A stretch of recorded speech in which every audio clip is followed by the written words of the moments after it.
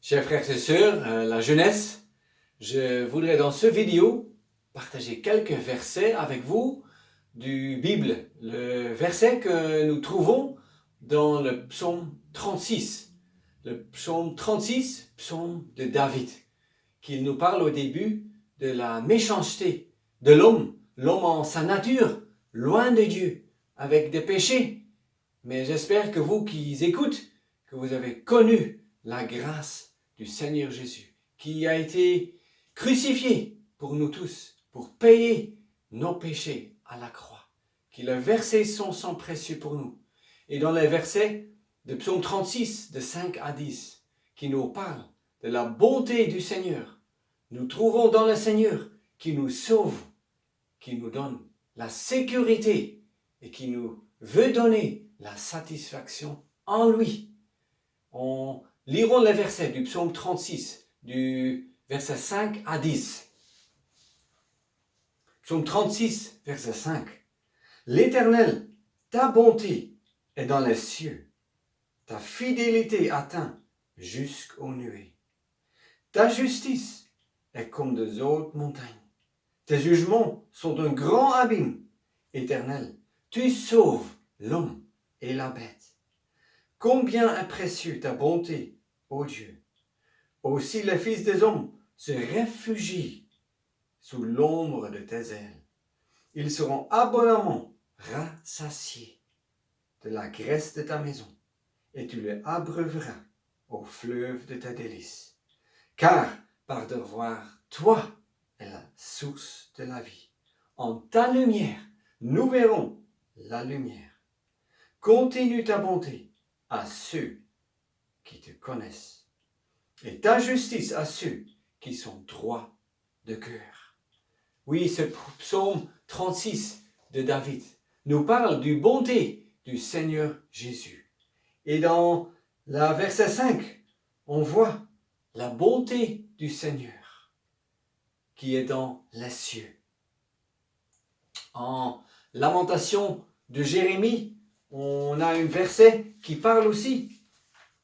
On lira ensemble Lamentation 3, le verset 22. Ce sont les bontés de l'Éternel que nous ne sommes pas consumés, car ses compassions ne cessent pas. Elles sont nouvelles chaque matin. Grand est ta fidélité. Ça, c'est le Seigneur Jésus, dans sa compassion et dans sa grande fidélité. Et au verset 6, on a vu le grand Dieu créateur, qu'il a créé les montagnes. On a lu ta justice est comme des hautes montagnes. Les grandes montagnes, inébranlables, totalement fiables, c'est notre Seigneur. Nous pourrons nous rapprocher de lui. Si nous regardons vers la croix, où le Seigneur Jésus a été crucifié, la justice de Dieu demande que le péché soit puni. Quand nous, hommes, devraient être punis pour nos péchés, nous serions perdus pour l'éternité. C'est pourquoi le Fils bien-aimé de Dieu, il a pris nos péchés, votre péché, mon péché. Le Seigneur nous a sauvés. On a vu dans verset 6. Je voudrais parler du sauve que le Seigneur nous a donné. Il a sauvé nous hommes de nos péchés par son sang précieux. Nous lirons dans 1 Pierre, chapitre 1, verset 18, « Sachant que vous aviez été rachetés de votre vaine conduite, que vous avez été enseignés par vos pères, non par des choses corruptibles, de l'argent ou de l'or, mais par le sang précieux de Christ, comme un agneau sans défaut et sans tache. » C'est le sang du Seigneur Jésus qui nous sauve. Ça, c'est le premier pensée que je voulais partager avec vous. Le Seigneur sauve. Rapprochons-nous à lui. Il veut sauver. Le deuxième parle dans verset 7 de la sécurité. Et on a vu le mot que aussi les fils des hommes se réfugient sous l'ombre de tes ailes.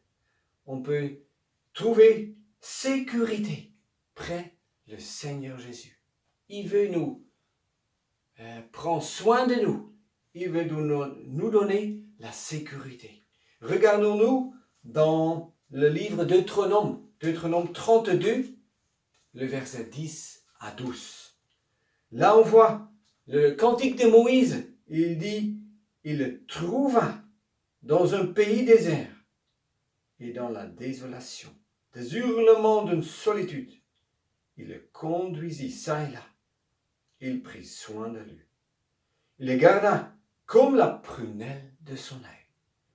Comme l'aigle éveille son nid, plane au-dessus des petits, étend ses ailes, les prend et les porte sur ses plumes. L'Éternel seul l'a conduit. Il n'y a point eu avec lui de Dieu étranger. Quelle sécurité nous trouvons près le Seigneur. Il nous trouva. Il nous conduit. Il prend soin de vous, de nous, de moi. Il nous garde. Il éteint ses ailes. Il va sous ses petits et il les porte sur sa plaine. Quel soin de notre Seigneur. Et en verset 12, il nous conduit. Chaque jour, il veut nous conduire. Le troisième pensée qu'on trouve, c'est au verset 8 du psaume 36. Ils seront abondamment rassasiés. Là, on voit la satisfaction. Le Seigneur veut nous donner la satisfaction en lui. Pourquoi nous recherchons la satisfaction dans le monde? Le monde qui est dans les ténèbres. Mais le Seigneur Jésus, c'est lui la lumière du monde. Il veut nous rassasier. Il veut donner la satisfaction. Comme Ruth, dans le livre Ruth, une fois, venait sur le champ de Boaz. On voit dans le livre Ruth, verset 2, le verset 14, que au temps du repas, c'est le moment de la communion. Boaz lui dit, Boaz invite Ruth, la Moabite, qui n'était pas du peuple de Dieu. Et nous non plus. On peut nous rapprocher du Seigneur. Boaz dit, approche-toi ici et mange du pain. Et tremble ton morceau dans le vinaigre. Et elle s'assit à côté des moissonneurs. Et il lui tendit du grain rôti qui parle des souffrances de notre Seigneur, qu'il a eu des souffrances à la croix, mais il a souffert pour nous donner le salut, pour nous sauver, pour nous donner la sécurité, pour nous donner la satisfaction. Et elle mangea et fut rassasiée et en laissa des restes. Le Seigneur veut nous donner plus que nous avons besoin.